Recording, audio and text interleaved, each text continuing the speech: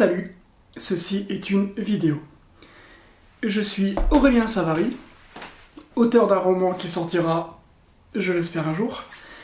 Et aujourd'hui, on va parler de mon pire ennemi, mes cheveux. C'est peut-être pas très intéressant pour vous, donc on va parler de quelque chose de beaucoup mieux pour vous, auteur. Comment créer un bon méchant pour votre roman. Déjà, avant de commencer, qu'est-ce qui est amoral et qu'est-ce qui est illégal? L'illégalité, on connaît tous, c'est faire quelque chose qui est contre la loi.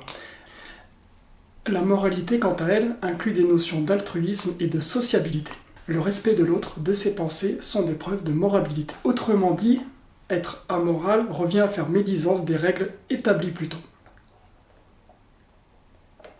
Votre personnage peut très bien être amoral sans jamais tomber dans l'illégalité. Tout dépendra de ses choix et de ses propres motivations. Votre méchant doit se placer au cœur de votre récit, tout comme votre héros. J'irai même plus loin, il n'existerait pas l'un sans l'autre. Oui, j'aime beaucoup le bubble tea. Chacun étant un miroir opposé, luttant contre ses propres contradictions représentées par l'autre. Créer un bon antagoniste, c'est avant tout la confrontation entre deux thèses, celle de deux personnes diamétralement opposées, et leur morale. Par leur choix de vie, à moins que vous ne créiez un méchant qui soit une entité démoniaque dont la malfaisance est un leitmotiv depuis la naissance, n'oubliez pas que personne ne naît mauvais. Votre banquier qui vous refuse un crédit n'est pas né avec l'envie de vous pourrir la vie dans son code ADN. Regardez Anakin Skywalker dans Star Wars. Ce sont les événements de sa vie, événements qu'il ne contrôle pas toujours, qui l'ont poussé à devenir Darth Vader.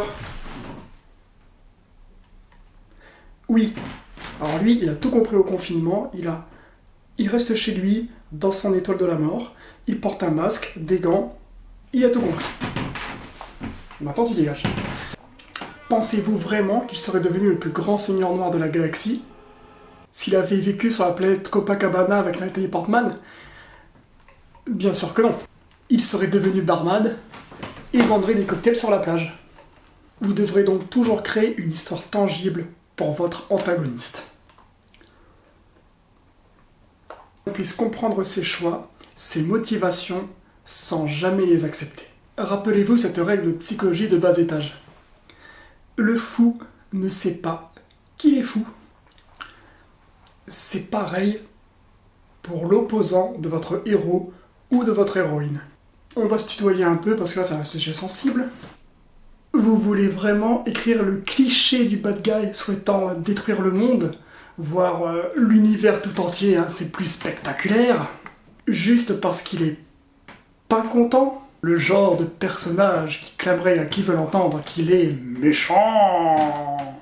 Le meilleur moyen d'éviter de vous retrouver à écrire le prochain méchant des aventures de Steven Seagal est donc votre antagoniste doit agir en pensant faire ce qui est juste, souvent pour lui, car il pense que ce qui est bien pour lui est aussi bien pour les autres. Coucou, je suis un égoïste. Il doit respecter un code moral qui pour nous serait amoral, mais jamais pour lui. Pour lui, c'est votre façon de faire qui est amorale, pas la sienne. Je prends cet exemple de Harry Potter, avec Voldemort. Oui, alors moi c'est Lord Voldemort, j'ai un nom pas facile à porter. Mes parents hésitaient entre Elvis ou Michael Jackson, j'ai du zor. Je souffre du regard des autres. Et je suis méchant parce que je suis pas d'accord. Moi c'est Harry Potter. Ma mère elle est morte et mon père il est décédé aussi. Parle au serpent, qu'est-ce que t'as? On se rend compte que, déjà on n'a peut-être pas forcément compris l'histoire. Mais que 2, c'est un chiffre. Bon, à un moment donné, écrire des blagues, c'est pas facile. Que 2, Voldemort fait toujours les choses dans un intérêt personnel, qu'il pense être bon, pour les sorciers, supprimer les humains et les sangs de bourbe, afin d'engendrer la suprématie des sangs purs. Est-ce que c'est un connard? Oui. Est-ce que c'est méchant? Oui. Est-ce que c'est vraiment mal? Ça dépend pour qui. Moi, personnellement, quand il est revenu de la vie après la coupe de feu, Dans une animalerie, j'ai vu toutes les couleuvres et les pitons en train d'applaudir. Dois-je créer un antagoniste en constante évolution? Dans mon cas personnel, j'aime faire évoluer même un minimum mes personnages, parce que dans la vraie vie, on évolue tous.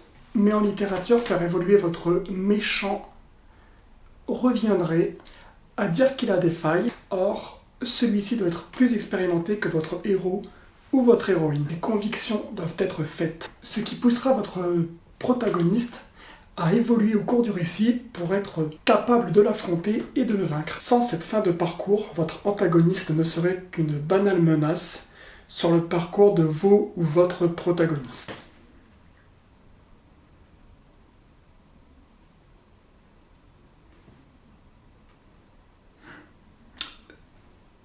« 30 secondes s'il vous plaît. Ça sera pas long, je suis sur mes réseaux sociaux. »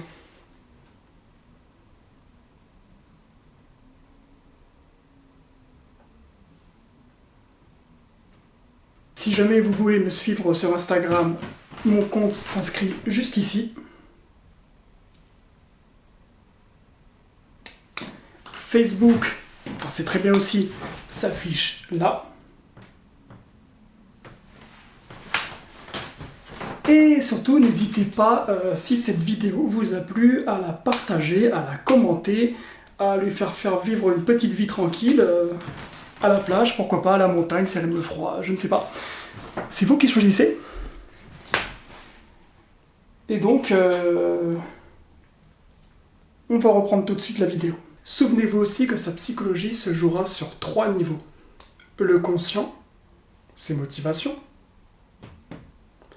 L'inconscient, ses motivations sont liées à son passé, à ce qu'il a vécu autrefois. Je répète un peu ce que j'ai dit avant, mais j'aime beaucoup me répéter. Et 3, le refoulé ou le renier. Il pourra être conscient de ses défauts, mais ne les assumera jamais. Il pensera toujours faire le bien. Pour conclure cette vidéo, le conseil le plus important, ton antagoniste, c'est une personne comme toi. La façon dont tu te comportes avec tes parents n'est pas la même façon dont tu te comportes avec la personne qui partage ta vie. Penses-tu réellement que ton antagoniste se comporte avec tout le monde comme avec ton héros? Je te laisse là faire travailler tes ménages et puis bah...